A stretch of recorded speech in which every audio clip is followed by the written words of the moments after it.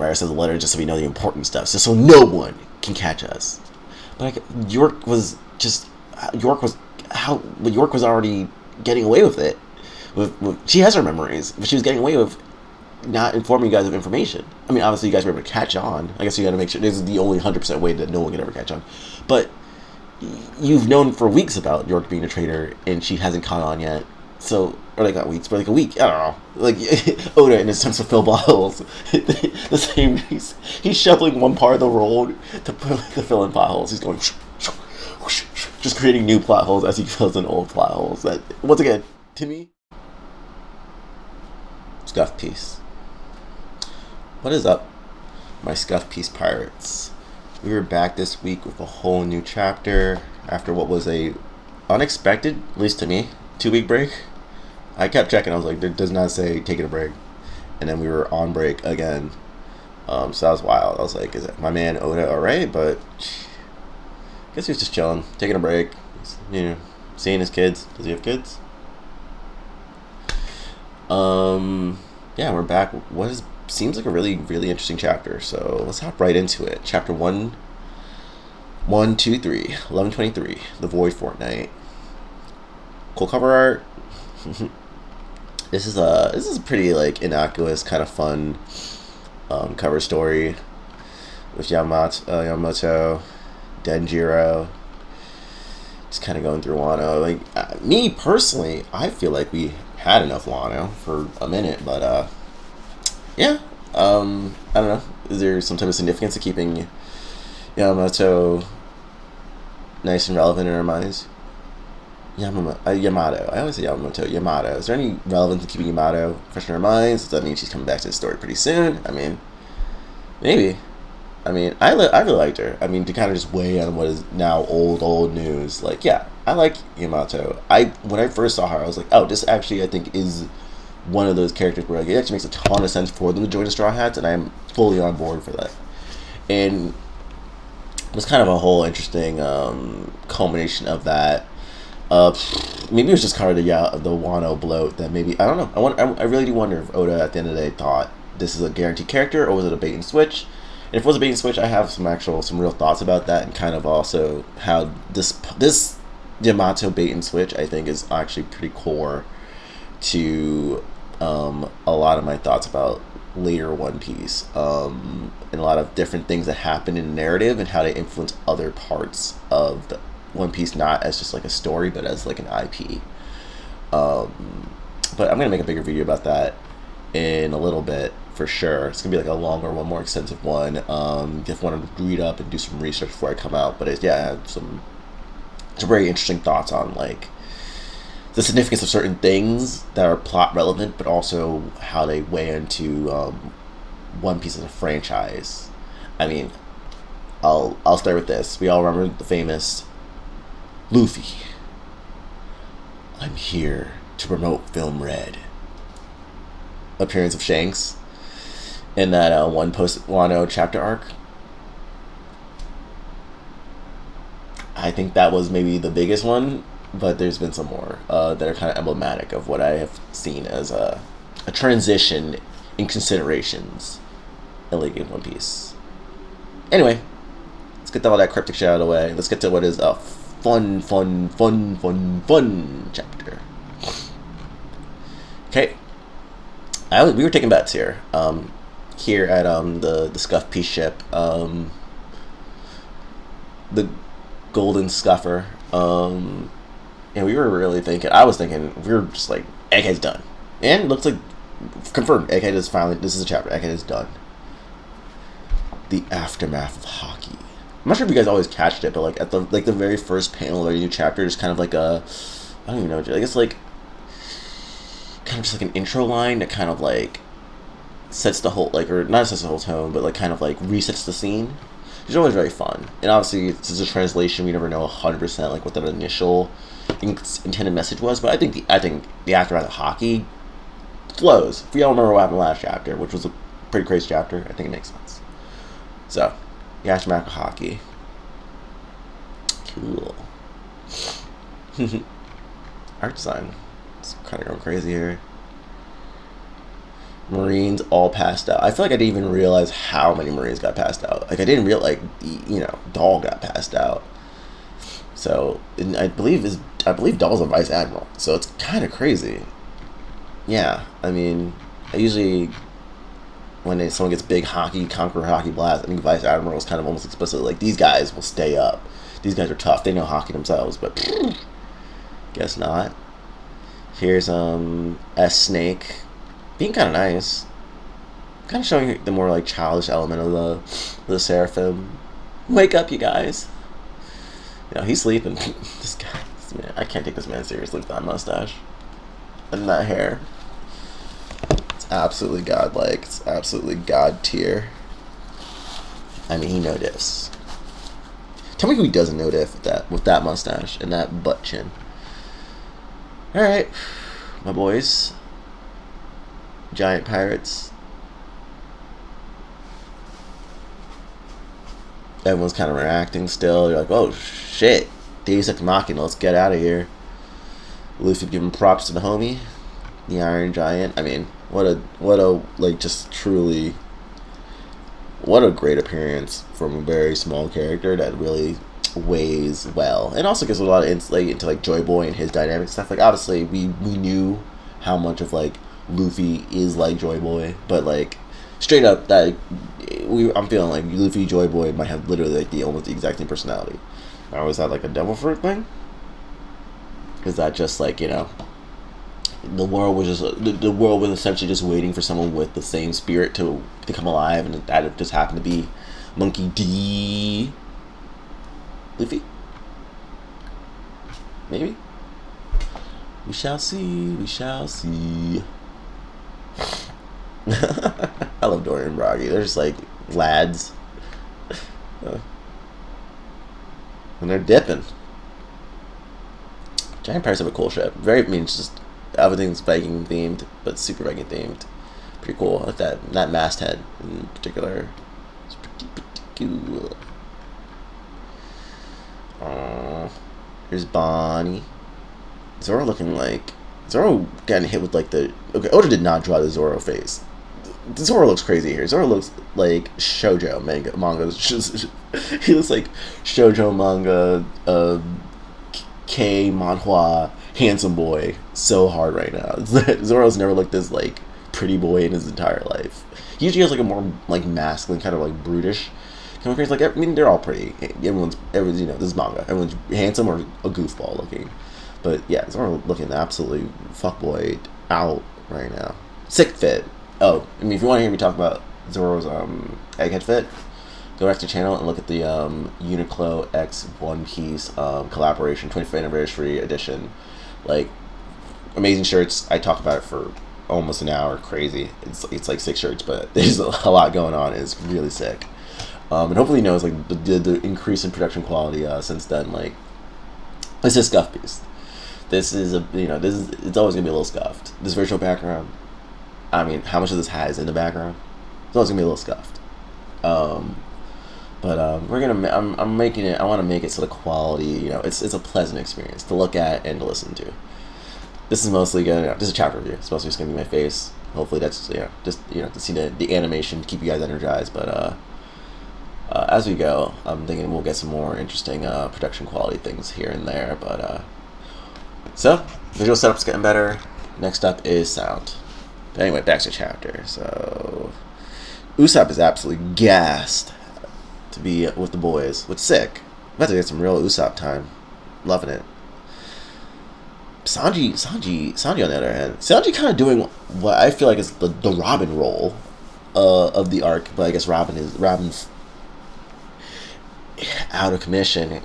I wonder if we're getting a flashback this chapter, but we still don't know what happened to Robin. Or how the Seraphim got defeated.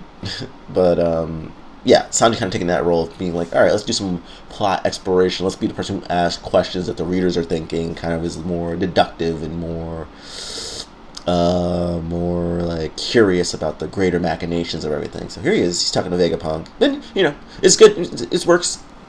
Sanji as the backup Robin is interesting. I'd actually want to go back. Sanji has always been to me the most. I mean, besides the women chasing, Sanji is kind of the most person, like normal I mean, Nami too. Nami and Sanji, I think, are the most normal people of the Straw Hats. So like, yeah, it's kind of normal for me. Like, I feel like Nami could fill this role too, if she had more of a closer relationship to Vegapunk in this arc. But you know, Sanji and Vegapunk in the last like few chapters have been pretty close, so it makes sense as Sanji taking a role that Robin usually would, of kind of walking around. If you remember Wano, post Wano, Robin just walking around, running into Law, finding a pine lift, talking to Sukiyaki. But this time we have Sanji being like, Vegapunk, you old fuck, what was going on? Vegapunk's just chilling, dead, lazy. Here's our flashback. 2 weeks prior. It's cool. And I like this. We get some more time with some of our boys that went down relatively quickly or didn't get as much time. Shaka is chill. I mean, Shaka's got a crazy character design. I mean, Daft Punk helmet, sick. Dripped out hoodie, sick. Dripped out techwear hoodie, sick. Love my boy. Shaka. My boy, Pythagoras. Yeah, we really didn't get too much time with Pythagoras, really. But he's cool. I mean, once again, characters are either cool as hell or goofy, and Pythagoras is a bit of a goofy boy, but you gotta love that little wind-up clock twist on the top of his head. It's pretty chill. It's pretty cool. And then Vegapunk. Vegapunk has a very interesting personality. I'm gonna try to, like, really quickly, I don't want these chapter reviews to be too long, trying to really quickly kind of, like, trace his, like, personality. I might do a longer video about Vegapunk's personality, because he's an interesting character. He's a fascinating character, and his whole, like, greater scheme, like, relationship to, like, all of what's happening in the story is very interesting. He's a very, like, I guess he's kind of like neutral good, like on an alignment chart. It's very interesting. That'd be cool. Maybe like a One Piece alignment chart would be kind of cool. Oh, maybe like that's a cool idea. Every chapter we do an alignment chart, or at the end of every arc we do an alignment chart. That'd be cool. Definitely gonna think about doing that one. All right, let's keep going. You're talking about numbers. You're talking about Seraphim energy. You're talking about we knew who the traitor was. We know there's a traitor. I mean, this is also super interesting too. It's like, this is one of those things where it's like, I didn't even think about any of this. I didn't feel like I need any of this to be explained to me. I wonder if this is one of those times where Oda maybe is thinking like, oh, I might have created some plot holes, so I gotta kind of refill them where, like, me, the reader, which I'm a pretty analytical reader. In, you know, One Piece, kind of, sometimes you have to maybe turn off your analytical brain because it is a fun time story. But there's a lot of things that really can get into. That's the whole point of, like, why there is so much One Piece analysis, because there's a lot to chew into, a lot of chapters. But, like, here's Oda going back and being like, okay, I gotta pay over some plot holes that, me personally, I was like, I never really even thought about it. Okay, yeah, so Vegapunk knew there's a traitor. Cool. He knew because of the energy. Cool. It's so funny. This is, like, so quick too. Like, panel is a traitor. Panel 1 is a traitor. Panel 2, I know who the traitor is. This is funny though. I also really liked it for getting, like, a chance to see, like, the dynamics of the Vegapunks together.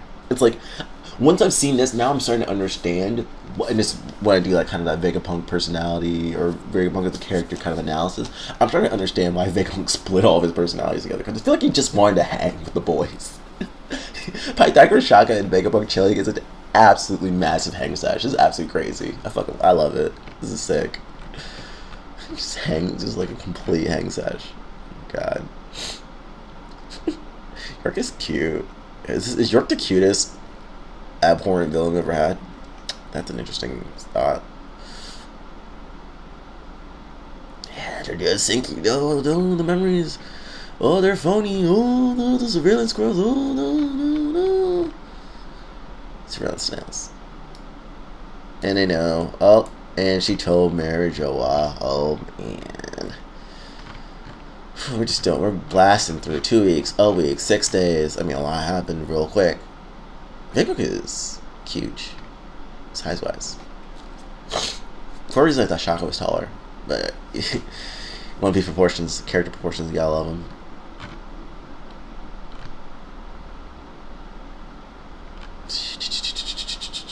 Yeah. Yeah, he's figuring all this out. Oh no. Oh, he's 2,000 steps ahead. And see, this is why I find him so interesting. He seems the type of character who's, like, so rational, but he also has a moral core. But he has a moral core, but he does stuff that he knows is going to be used immorally. So it's like, he's worked his way to the conclusion that, okay, I need to fix the situation by dying, because, in a noble sacrifice. But it's like, you created the situation so poorly if you just like had the foresight to see like how all these things could happen. Like, he literally says, why did I create why did I separate my own greed? It's like, yeah, buddy, why did you? When you were separating parts of your brain, you should have maybe just separated the good parts. Why'd you make an evil Vegapunk? Fascinating. This is fascinating stuff. I mean, the motif must be the motif. We have to do the motif. 7 Deadly Sins. We must do the motif. I mean, oh my God, the 7 Deadly Sins of the motif in anime and manga is absolutely crazy. I mean, culminating in there truly being a manga called the 7 Deadly Sins. So we just can't escape it. What a concept. What a concept. It's interesting. Yeah. This is interesting. I mean, sound off in the comments. 7 Deadly Sins representations. We got Nanatsu no Taizai. We got Fullmetal Alchemist Brotherhood. Now you have One Piece throwing his hat in the fray. Which one does it best? What do you like about each element of each? Like, because they're all kind of interesting. I might be a little biased. I think I liked maybe Fullmetal Alchemist Brotherhood's like representation of the 7 Deadly Sins the most, but it was my first exposure to like I've done a concept forever, but of that like personified as characters, as like a motif. That was interesting. It is interesting. I mean, I'll talk about that too. The motif of the 7 Deadly Sins. I mean, that's gonna be in a Vegapunk talking about Vegapunk video.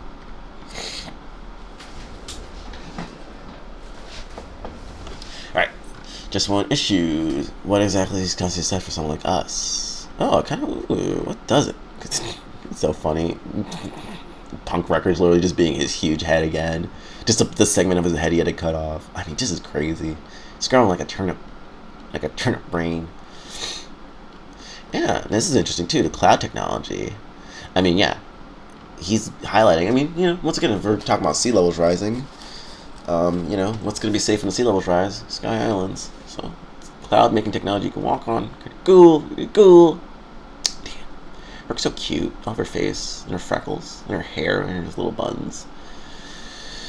Whew. York, you're my GF. York, you're my GF.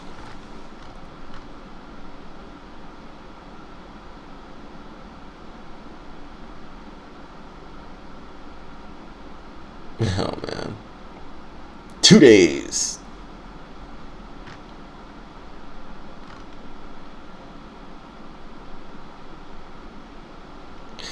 Alright, he records the message. Okay, they all do some silly goose. Alright, guys, now we're going to erase our memories and write ourselves a letter just so we know the important stuff, just so no one can catch us.